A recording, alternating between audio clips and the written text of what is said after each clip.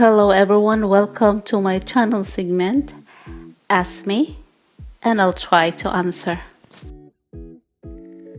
The informations of this video are from Google search.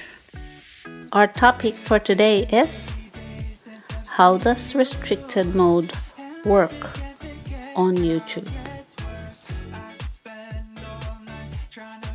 There are two ways a video can end up being unavailable. Restricted mode is turned on.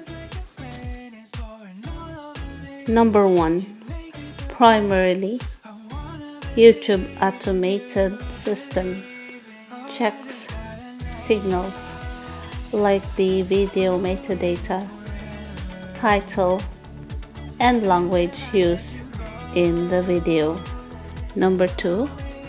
Some videos may not be available in restricted mode and might be a result of human reviewers applying an age restricted to a video.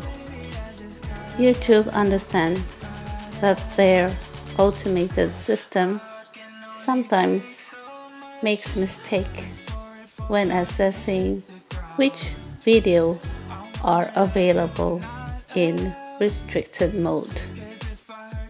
YouTube always look to improve their automated system. So this is how restricted mode works on YouTube.